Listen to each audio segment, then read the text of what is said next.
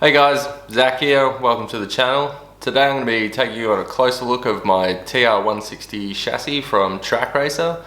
More specifically talking about the things I don't particularly like about it and what decisions I might make differently if I was going to purchase one again.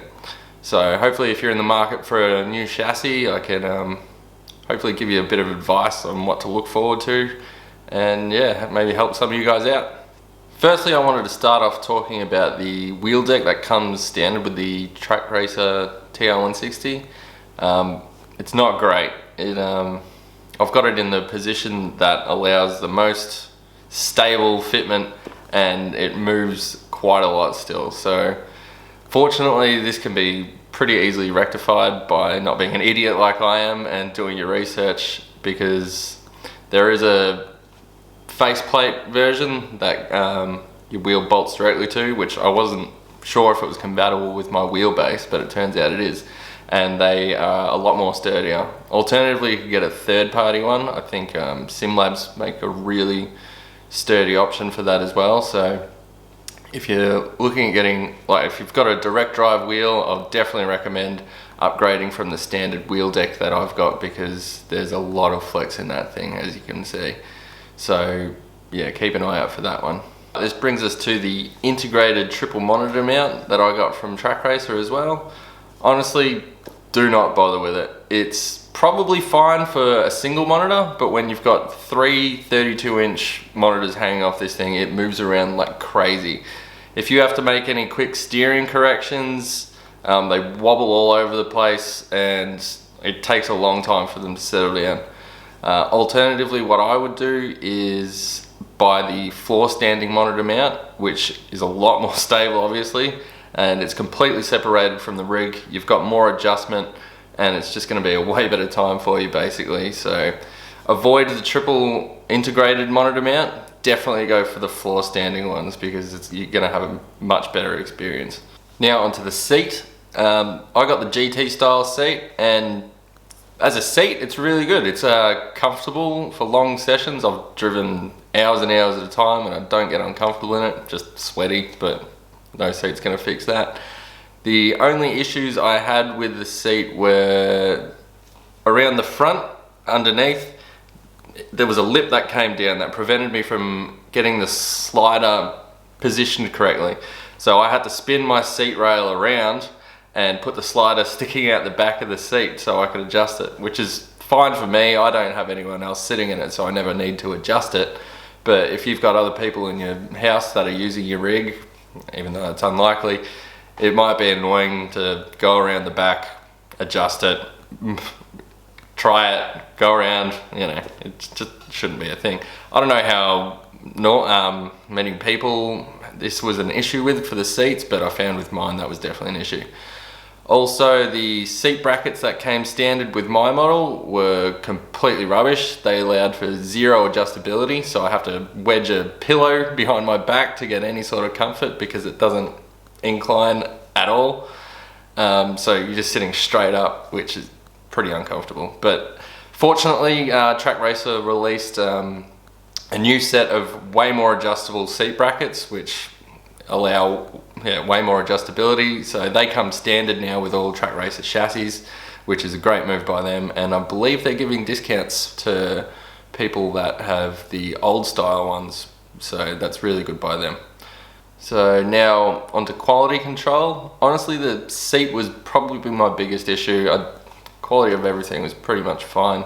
I did find, however, that when I was building the rig, that I was missing a fair few like nuts and bolts, but I could replace them myself. It was just a bit disappointing that they weren't included, because you know, you're paying a fair bit of money. That sort of quality control should have been in, at least including all the parts. I've heard of a few people in different forums missing complete sections, but it doesn't pop up all that often. So you know, it's just one of those things, I guess. A bit more quality control in that regard would have been nice. The instructions for this thing, I don't know if they've been updated in the last 7 months or so, but they were absolutely shocking when I built it.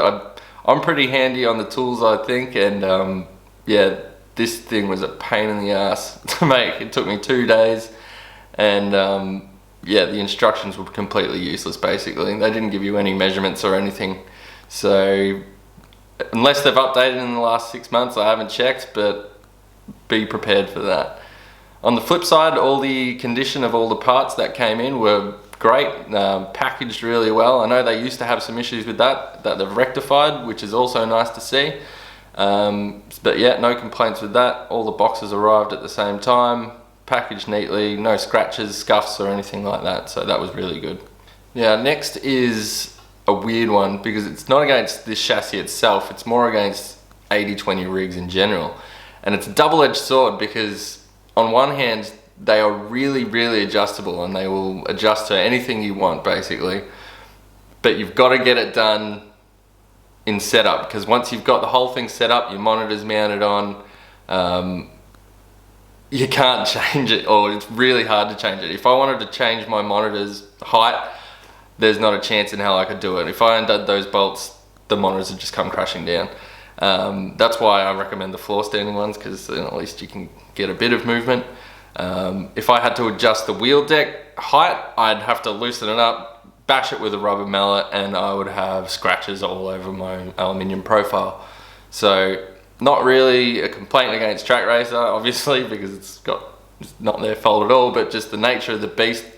If you're buying an aluminium extrusion rig, that's something you need to watch out for. Like, if you're going to need to be adjusting it all the time for different people, apart from the seat slider, obviously that works fine. Well, I'm sure other people's do, but yeah, adjustability can be an issue later on after you've set it up.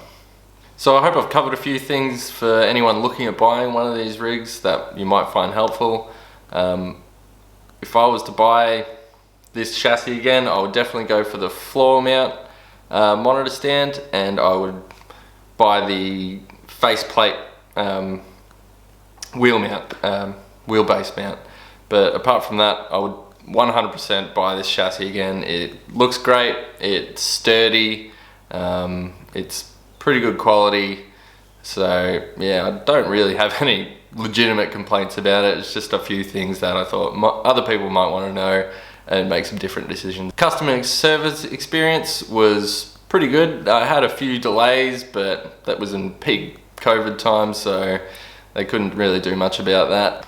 I'll probably end up buying the new seat brackets at some point, and probably the front wheel mount as well. That's all I got for you today, guys. If you enjoyed the video, don't forget to like and subscribe, as I'll be making a video on each one of my components that I've got on my rig, so just stay tuned for that. Take it easy, guys, and see you in the next one. Bye.